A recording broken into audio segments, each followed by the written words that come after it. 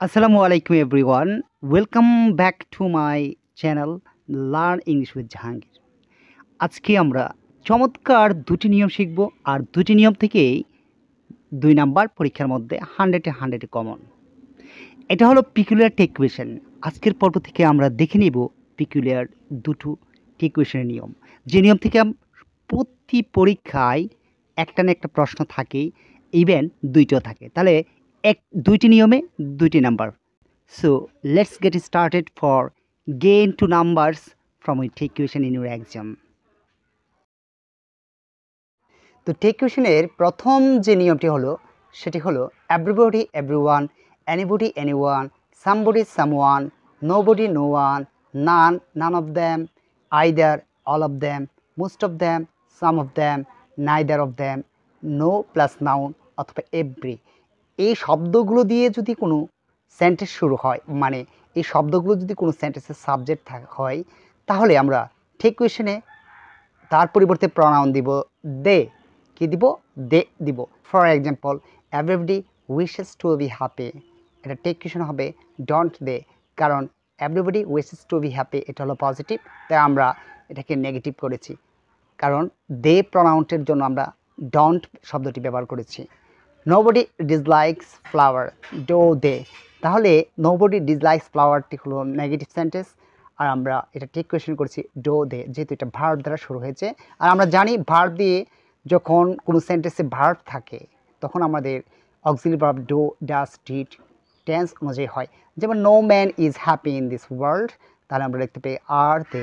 Is আছে কিন্তু এখানে হবে আর দে, কারণ এখানে নো প্লাস নাউন আছে, তাই এটা প্রনাউন দে হয়েছে। আর সেই ক্ষেত্রে আমরা দে হলে তার যে ভার্বটা হবে সেটা ফ্লোরাল হবে, তাই আমরা দিয়েছি are they. Every mother loves her child, don't they, তাহলে দে প্রনাউনটি ফ্লোরাল এবং দের সাথে ডো ব্যবহৃত হয়, ডাজ হবে না।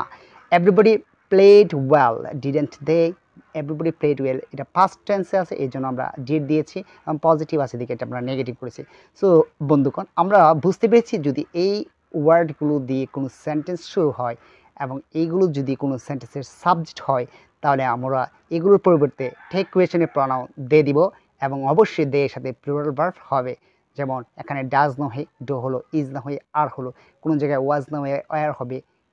তাহলে আমরা বুঝতে পেরেছি এই নিয়মটা কীভাবে আমরা সলভ করব, এবং এটা থেকে একটা নাম্বার আপনি পাবেন গ্যারান্টিড। এটা থেকে একটা না একটা কোয়েশন, টেক কোয়েশন থাকবেই পরীক্ষায়।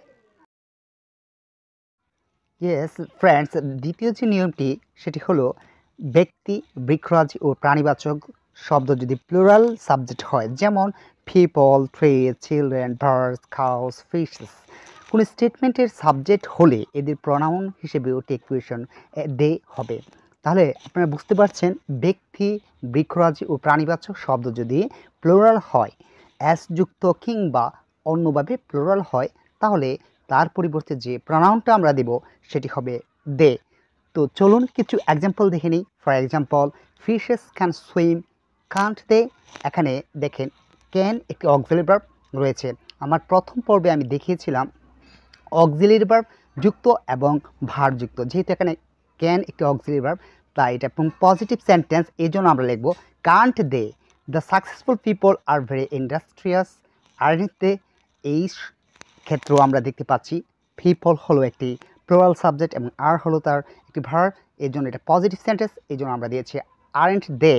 Trees are our best friends, aren't they, এখানে ট্রিজ সাবজেক্টটি হলো প্লুরাল অ্যাস যুক্ত এবং আর একটি অক্সিলারি ভার্ব এবং এটি একটি পজিটিভ সেন্টেন্স, তাই আমরা দিয়েছি aren't they. Children are fond of sweets, aren't they, এখানে চিলড্রেন শব্দটি হলো প্লুরাল এবং আর এখানে অক্সিলারি ভার্ব, এই জন্য আমরা দিয়েছি আরন্ট দে, এবং এটি পজিটিভ সেন্টেন্স থেকে আমরা নেগেটিভ করেছি। ঠিক, people don't honour him, do they, এখানে দেখেন পিপল ডোন্ট অনার হিম, এটা হলো একটি নেগেটিভ সেন্টেন্স এবং অক্সিলারি ভার্ব ডো বিদ্যমান, তাই আমরা শুধু লিখেছি ডো দে। তাহলে আমরা বুঝতে পেরেছি এই যে টেক কোয়েশনে দুইটি নিয়ম আমরা কিভাবে করব। এখান থেকে আপনি অবশ্যই দুটি নিয়ম থেকে দুটি এক্সাম্পল আপনারা পরীক্ষায় পাবেনই, আশা করি আপনারা বুঝতে পেরেছেন। যদি এরকম আরও ভিডিও চান, অন্য ধরনের যত ভিডিও চান, আপনারা শুধু কমেন্টে আপনারা লিখবেন কোন ধরনের ভিডিওগুলো আপনারা চাচ্ছেন। So thank you for watching the whole video and stay tuned with this channel and keep commenting what types of video you want in the next time.